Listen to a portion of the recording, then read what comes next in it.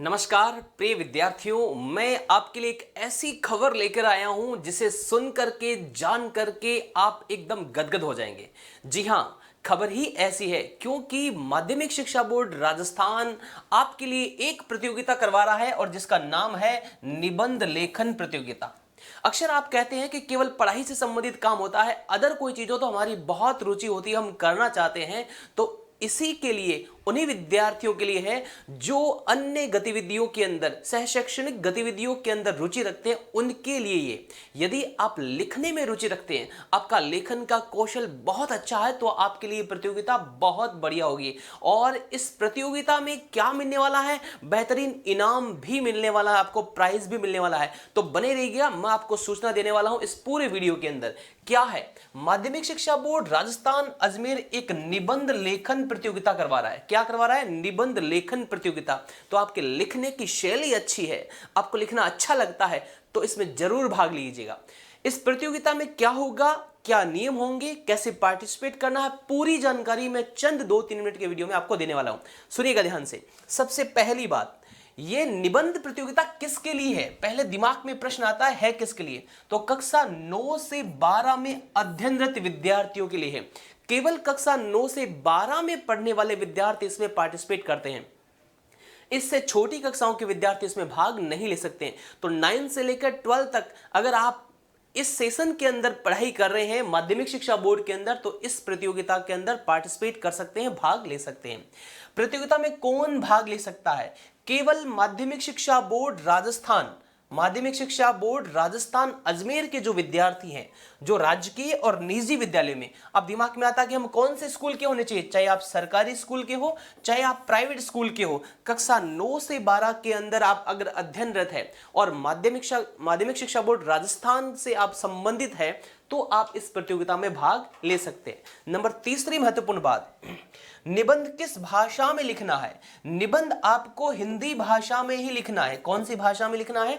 हिंदी भाषा में ही आपको निबंध लिखना है। लेकिन अगर आपने अपनी भाषा का माध्यम अंग्रेजी चुन रखा है, यानी जैसे आप 9, 10, 11, 12 के अंदर आप अंग्रेजी माध्यम के विद्यार्थी हैं, तो आप अंग्रेजी भाषा में निबंध लिख सकते हैं। तो बोर्ड परीक्षा के लिए अंग्रेजी माध्यम चयन करने वाले विद्यार्थियों का ही अंग्रेजी भाषा में निबंध स्वीकार्य होगा। यानी अगर 10 और 12 बोर्ड के आप विद्यार्थी हैं, 9 और 11 के नहीं है, 10 और 12 बोर्ड के विद्यार्थी और आपने भाषा अंग्रेजी चुनाव कर रखी है, तो आपको अंग्रेजी में इसको निबंध लिखना है।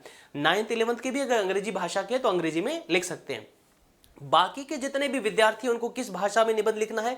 हिंदी भाषा के अंदर इस निबंध को लिखना है। तो 3 बातें मैंने बता दी। किसके लिए है? 9 से लेकर 12 के विद्यार्थियों के लिए। नंबर 2, प्रतियोगिता में कौन भाग से ले सकता है? केवल माध्यमिक शिक्षा बोर्ड राजस्थान के विद्यार्थी जो सरकारी और प्राइवेट स्कूलों में पढ़ते हैं और कक्षा 9 से 12 के अंदर पढ़ते हैं, केवल वही पार्टिसिपेट इसमें कर सकते हैं। अगली महत्वपूर्ण जानकारी, निबंध कैसा होना चाहिए? निबंध मौलिक और हस्तलिखित होना चाहिए। आपका खुद का मौलिक होना चाहिए, जिस पर आप लिखोगे कि मेरा स्वयं लिखित है, मेरे द्वारा लिखा हुआ है, कहीं से कॉपी पेस्ट मैंने नहीं किया है। और हाथ से लिखा हुआ होना चाहिए, हैंड रिटन, आपके पेन से लिखा हुआ होना चाहिए पेपर पर। निबंध को कितने शब्दों में लिखना है? शब्द सीमा कितनी है? 500 शब्द है। कम से कम जो भी है आप लिखिए, लेकिन अधिकतम 500 शब्द सीमा में आपको निबंध को लिखना है। 500 से ज्यादा शब्द सीमा का इस्तेमाल नहीं करना है।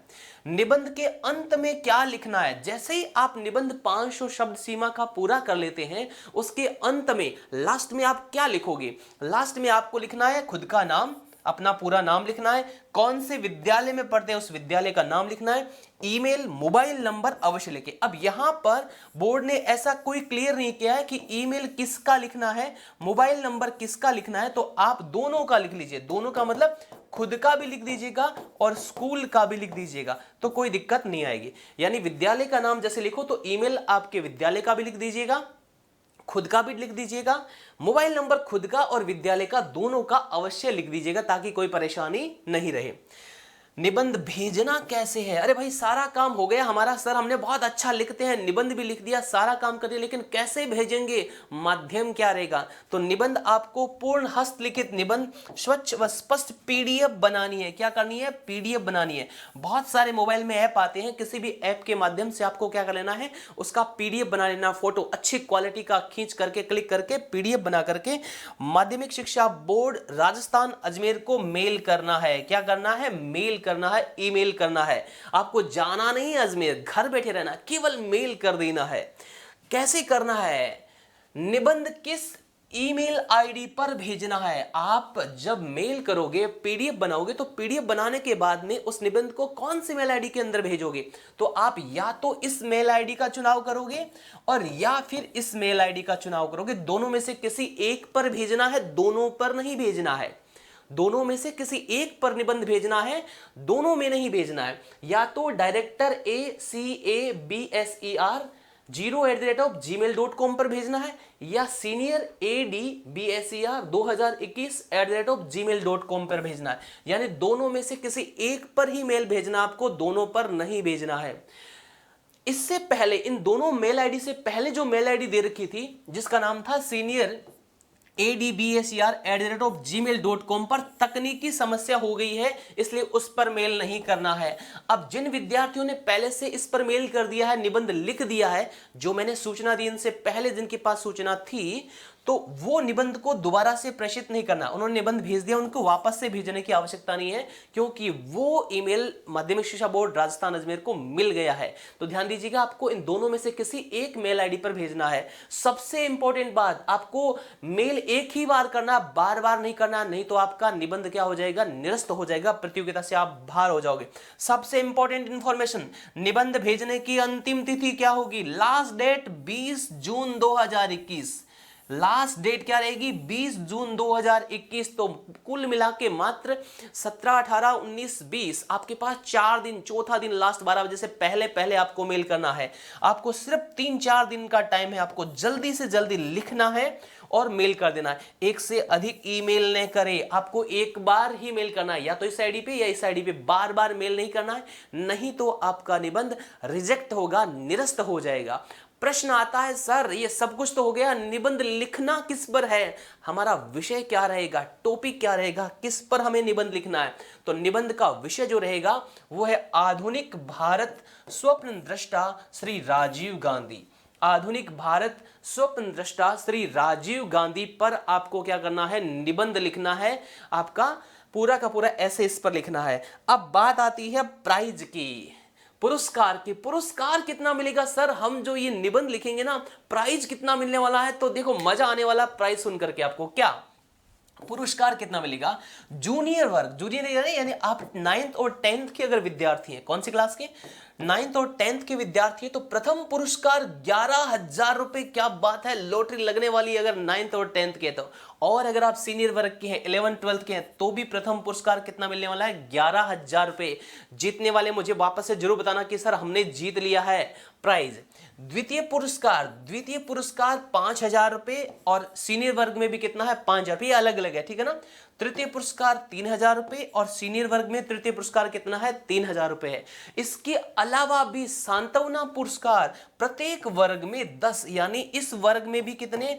10 लोगों को 1,000, और इस वर्ग में भी 10 लोगों को 1,000 रुपए का प्राइज मिलने वाला है। कुल मिलाकर के 10 और 3 13 विद्यार्थी 9th और 10th के प्राइज प्राप्त करेंगे, और 13 विद्यार्थी 11th और 12th के प्राइज प्राप्त करेंगे। अब दिमाग में प्रश्न आ रहा होगा, सर इतने विद्यार्थी, लाखों की संख्या में बोर्ड के अंदर रजिस्टर्ड विद्यार्थी है 9 से लेकर 10 तक, हमारा कहां नंबर आएगा? भाई मैं तो यही कहता हूं कि जो खेल पैसों के लिए खेले ना, उसे भिखारी कहते हैं। जो खेल पैसों के लिए खेले उसे भिखारी कहते हैं। जो खेल जीतने के लिए खेले उसे जुआरी कहते हैं, लेकिन जो खेल खेलने के लिए खेले उसे खिलाड़ी कहते हैं। तो मेरा कहना तो ये, प्रतियोगिता में भाग लेना अपने आप में बड़ी बात होती है। प्राइज आप जीतते हो तो बहुत अच्छी बात है, लेकिन आपको एक नया अवसर तो मिलेगा, नई चीज तो मिलेगी सीखने की। हर जिंदगी में देखो 2 चीजें होती है, एक तो होता है भाग लेना और एक भाग लेना। भाग लेना यानी पार्टिसिपेट करना, और दूसरा था भाग लेना यानी भाग जाना, रन अवे। तो ये निर्भर आप पर करता है कि आप कौन सा दृष्टिकोण रखते हैं, आप किस प्रतियोगिता में भाग लेते हैं या फिर छोड़ करके भाग जाते हैं। जीवन के अंदर हमें अवसर आकर के हमारा दरवाजा हर बार खटखटाता है। जो अपॉर्चुनिटी होती है ना, लोग कहते हैं कि हमारे पास अवसर नहीं आया, सबके पास अवसर आता है लेकिन हम उसे इग्नोर कर देते। तो अवसर सबके पास आकर के दरवाजा खटखटाता है, हमें कहता है कि मैं आया हूं, मेरा इंतजार कर रहे हो। हम कहते हैं हाँ लेकिन मैं अभी बिजी हूं। तो अवसर कहता है कि मेरे पास भी इतना समय नहीं है, और उनके पास चला जाता है जो बाहें खोल करके अवसर का इंतजार करते हैं। तो अवसर सबके पास आता है। तो आपके पास भी ऐसा अवसर आया है पुरस्कार जीतने का। तो राजस्थान माध्यमिक शिक्षा बोर्ड अजमेर ये प्रतियोगिता करवा रहा है, इसमें आपको जरूर पार्टिसिपेट करना है, जीतना है, भाग लेना है, अच्छा लिखना है। तो लिखने में रुचि रखते हैं वह जरूर इस प्रतियोगिता में भाग लेंगे। पूरी जानकारी मैंने इस वीडियो के माध्यम से दे दी है। आपको ये जानकारी कैसी लगी आप मुझे कमेंट बॉक्स में जरूर बताइएगा। और उत्कर्ष से जुड़ने के लिए आप सभी का बहुत बहुत आभार, धन्यवाद।